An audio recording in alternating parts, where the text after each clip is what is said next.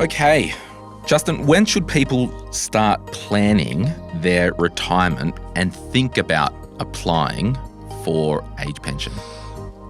In the first one, we've sort of already addressed this in a way. People should start planning for retirement, ideally when they start putting money aside for retirement, which is like 20s and 30s. The moment you start putting money into superannuation, that money is to help support your retirement. Now, we know that Australians are unfortunately very disengaged with their superannuation. It's sort of a magic thing that happens. Money disappears and in the end I get a lump sum and now I have to know what to do with that. And I've never had a lump sum of that size before and I really got no idea what to do with it. It would be fantastic, ideally, if when I'm starting to put money into super, I already know what investment strategies are good for a person of my age, the sort of time frame I've got, and I know how super can help me into retirement. That's ideal. Yeah. The reality of the sort of people that I come across is exactly the opposite of that. It is exactly what I was talking about. I've got a couple $100,000 in super. I've really never engaged with it. And I've never had to make decisions about this amount of money beforehand and I don't know what to do. So most people start looking and thinking about retirement from maybe mid-50s onwards. There's a lot of good strategies that a financial planner would recommend that you're almost missing out on at that stage, that going into earlier would be more beneficial. So the younger, the better. But still, when it comes to planning for retirement, the sooner you can, the better you're going to be. When it comes to an age pension, you're looking at age pension age, which we're talking about is 67. So it's important to be thinking about where does that fit into my financial strategy. We've talked about it. Age, pension age doesn't need to mean anything at all if you're not ready to go. Retirement planning is all about having the lifestyle for your retirement that you're after. Now, if your idea of that lifestyle is to travel in a combi van and fish every lake in Australia, that's going to be significantly lower resources required than a person who wants to visit the grandkids in England every second year. And so different lifestyles require different assets. And therefore, the more assets, the more resources I'm going to need to fund the lifestyle, the longer I may have to work to get them to that situation. We hear a lot online where people say, what's your retirement number and how much do I need? Well, I sound like a broken record to people who have listened to me for 8 or so years, but the amount of money you need for retirement is as much as possible. Now, going one step further, I don't think it's necessarily an amount that you need in your superannuation or your bank account. I think you need to work out how much do you need per week, per month, per year to live on, and then start to work backwards. Yeah, absolutely. So you're going, and there are a couple of things you need to be taking into account. When it comes to things like financial planning, you're talking about a significant date. Retirement is a significant date. Going to aged care is a significant date. And the other one is the ultimate significant date where it's, all over. And it's, do I have the resources to last me from retirement until basically the very end? Because I don't want to be not running out of those assets before that happens. So it's that idea of, have I got the built up wealth enough to support me during the period of time? And yes, at some point the pension will be there if I need it to help even that out a bit and give me that income. So I might need to be able to ease up on the drawing down of my other assets where possible. But it's still that idea of my time frame and planning for the long term. And unfortunately, we often see people that think the long term in retirement is the next 3 years when we're talking, but realistically, it should be 15, 20, even 25 years. And almost another working life in that retirement planning. And how are you going to manage your resources to look after you for that period of time? Yeah, and I think, I'm just having a bit of a think here. You might be totally done and cooked with working at age 64 or 60 or 65. The good news is if you do have some superannuation, it's a really good time to seek advice because you can start to draw off your own money, and then when you're age 67, Centrelink can enter the chat and help. It's not that you're not – this is the other thing. It's not that you're not eligible for something beforehand. It's just that you won't be eligible for an age pension. Yes, okay. So talk to us about – and maybe we might get into this. I'm just having a look at my questions. Let's come back to that. Yep. With other eligibility, but if we just move to, some 101 financial preparation, what are some things that people must know about Services Australia if they want to engage and start to plan on a tactical level? My number one tip is the Financial Information Service. So Okay. Services Australia provides a free financial education service called the Financial Information Service. Now, all cards on the table, I'm a massive fan because I was a Financial Information Service officer for over 15 years. So I know how they help people and I know what they can do. And the idea of the Financial Information Service is to give our customers the building blocks to then understand what their options are. So coming to retirement, there are a whole lot of different words and different products, and there's forms that I have to fill in, and I'm paying fees to people that are doing things that I don't entirely understand.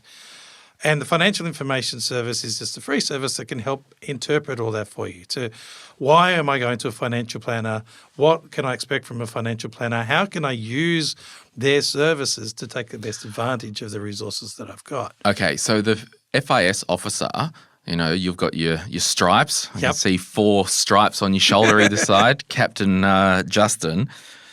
I want to talk about this a little bit more because people in our Facebook group, someone will put a question up and I need to do this. Someone will say, go to a FIS officer. It's free. You'll get all the advice. And I politely like to chime in and say, absolutely go. And I want you to 100% correct me if I'm wrong Yep, here. for sure. But from what I understand, the Financial Information Officer will have a look at your current situation, just the facts. You've got a house, you've got some super. Yep. Here are what some options might look like. A Financial Information Officer, is that it? Service officer. Service officer, Yep. the FIS. Yep. They can't say, look, based on this situation, if you moved 200 grand out of your super and put it into your spouse's super, we'll be able to optimize, because that's advice. Do you say that stuff? We would never give advice. Yeah. That's the fundamental basis. The Financial Information Service is information only, but we can also explain very clearly, because these are the rules. Yes. This is when super is exempt and this is when it counts. Yes. If somebody said, well, if I put that money into my partner's superannuation, what would that mean for my pension eligibility? I can do that. Yep. I've had that conversation in the past with Yep. people, but I'll also tell you the downsides of that conversation. Yes. As well as the positives. So our role being neutral in this is to show you, these are your choices, but here's what's good about them, here's what's bad about them, here are some other options, and then off you go and then make your own call. Yeah, okay. Now, often that will be, what you're talking about is really complex. What you're talking about actually needs professional advice. This is, and we can't offer it. So you need to talk to a professional, because what you're talking about is not something that you should just be taking off a couple of comments online and saying, right, that's the basis of my strategy. Yeah. Because it might work for some people, it might be a horrendous idea for other Yeah. people. And so it's all about getting that personal advice. Yeah, so I think it probably is more of that, yes, use a financial information services, financial information service officer. That's right. Yep. The FIS officer, absolutely, but don't think that it's a substitute for formal financial advice No, and strategy. And we will absolutely not do that. So the number of times, Because you guys won't be like, and I think it's that you don't know what you don't know type of thing, where, for example, you can factually say, yes, these are the rules. If the younger spouse had more super than you at age 67 and your spouse is 60, that would increase your benefit. But you're not going into the weeds saying, well, if we're taking money out and recontributing it, the internal tax. we point that out. You do? Yeah, absolutely. So, the advantages would be, yes, your pension benefit. The disadvantage is lost access to capital. You're going to be paying tax on the interest that it's earning. If you put $300,000, if that was an income No, stream. I mean in terms of you wouldn't, or correct me if I'm wrong, Yeah, this is a right. learning for everyone. Would you give information on like a recontribution strategy and estate planning? So if you move money out, make sure it goes in as a non-concessional contribution. Oh, yeah, we'd explain all that. Yeah. Yeah, we can explain all those sorts of things. Yeah. But we'd also be saying, but these are the downsides of them, and Right. this is the consequences of the decisions, and this is what your life would be otherwise. So I had a gentleman who came in and he wasn't eligible for a pension, but if he put $300,000 into his partner super fund, he would become eligible for a pension. Yes. But that would be about minimal pension, about $30 a fortnight in a pension concession card. And I just pointed out to him, which all within his rights, and he would get a pension, that he would then miss out on about $15,000 worth of tax-free income. He lost access to $300,000 worth of capital because his partner's still working, and he's now paying tax on that superannuation where he wouldn't if it was in an income stream. I said, so losing access to $300,000 worth of capital and $15,000 worth of income against about $700 a year worth of pension and a pensioner concession card, is that, in your opinion, a legitimate way to use your money? And he went, why would I miss out on $15,000 for $700? End of story. So it's not about telling them one or the other. It's about giving the full principle. But then also reminding them, but financial strategies, financial planners, that's where the advice comes from. We're not doing that. It's about implications. So our normal customer would be somebody that's not even thinking about super. They'd be coming in and saying, what pension am I going to get? And I go, well, I noticed that when we're having this pension conversation that you got $350,000 in the superannuation fund. Where are you at with that? How far have you gone in the conversations? Well, this is what your financial planner will potentially do. This is what an account-based pension is. This is how they work. If you combine your age pension plus the income from the account-based pension, this is the sort of income that you might potentially be living off in retirement. This account-based pension minimums grow as you get older.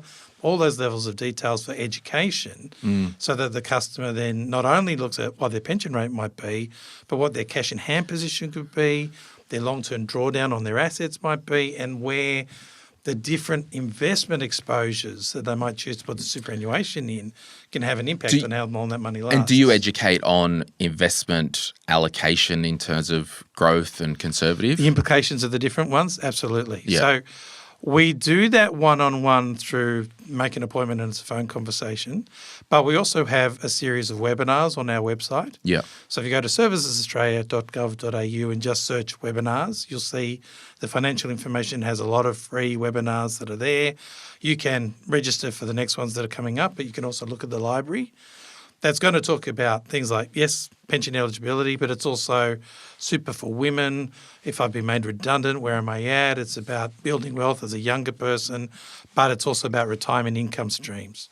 Not just your account-based pensions, but also annuities and transition to retirement income streams. And they can talk the whole gambit on there. So a lot of good information on the website. Yeah, and I think this is great, and it would be very useful for so many people. If someone had an investment property, would you, as a FIS officer, say, well, if that was sold and you put money into this super account, it would optimise the pension? Do you go that far? The words like optimise are generally not words that we would use because we're concerned that that's trying to potentially sneakily give advice in some way.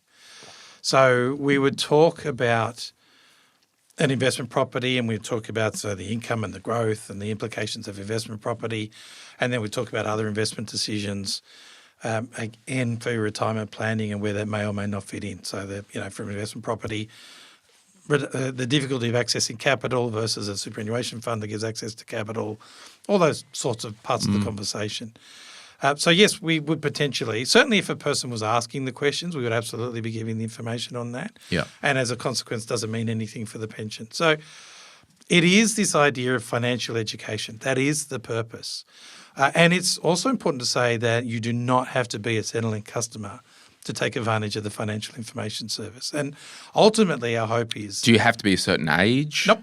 No, I love it when a 25-year-old, I've had a couple of 25-year-olds come and say, look, I'm thinking of a share portfolio. I just want to start. What's good or bad about it? Now, the good thing about the financial information service is because it's free and it's not advice, somebody who doesn't have enough resources to be able to take advantage of financial professionals can still get enough information to then understand the online services that are out there and potentially access those and use those more effectively before they get to a position where a financial planner can actually step in and give that extra level of advice. So just on the process of this, because I think it's really important and it's going to be useful for so many people because I didn't know the detail that you would go into. Do I have to make a booking online? And at the moment, generally speaking, is there a waiting period? So you ring us up to make an appointment. Yep. So the phone number to make an appointment to see the Financial Information Service is 132300. Yep. That's 132300. Then when the voice says, please explain the reason for your call, say the words Financial Information Service. That will then send you across directly to a FIS officer who'll speak to you over the phone. If it's a quick question, they may be able to just give you an answer over the phone and deal with it really, really quickly. If we want to have the whole conversation, then they'll make an appointment for you either in your local service centre, if there's one available there, or a online conversation so you can do one through video conferencing and have a chat with the FIS officer then. And what if it was, I want to talk in a bit more detail, I'm 60 and we're looking at planning, and they said, okay, we'll have to make an appointment for either a face-to-face in the local area or online. What's the general wait at the moment? Not long. Okay. Yeah, no. Certainly if you're going to be online, because it could be anybody anywhere across the country can do it with you. So it might be that there might be a bit of a demand in your local office, but that doesn't matter because somebody in Perth can have the conversation with And you. then if I call and I speak to a FIS officer and her name's Justine and I spend an hour with Justine, will everything be resolved in the hour, or can she be like, all right, I need to go and crunch numbers and get back to you? Is the information provided in writing back to the person? We have a record of interview that we will then be able to give a person that might have a couple of examples of scenarios. The goal would be to try and give that back to the person while they're there, depending on how complex the structure they have. I'm a Northern Beaches of Sydney boy, so every third person's got a couple of trusts and companies. And the more complex the structure, the more complex the conversation's going to be. But in saying that, we do try and give that result back. The other side of the story is that it's not a one-time use only service. So if I get the record of information and I want to go, a month later, can I call and speak to Justine? Yep. And I'll have that continuity of person? Yeah, but we don't case manage. Right. Okay. So yes, a couple of times is fine. And if I see you in 3 years' time because you've now looking at selling the investment property and you want to talk about what to do with the cash and you want to talk about the implications, then that's fine. But I can't call Justin on a monthly basis to tell, well, what's happening now, That's not what we do. Right. But it is available. It's not just a one-off. That's it. You've had it, tick your box. You can never use the service again. It doesn't work that way. Yeah. Yeah. Yeah, I mean, I think it's a great service and, our tax dollars are paying for this, so why wouldn't you optimize that? But I would probably, and, I talk about my parents on this podcast quite a bit and they've just ticked over 70 and recently retired.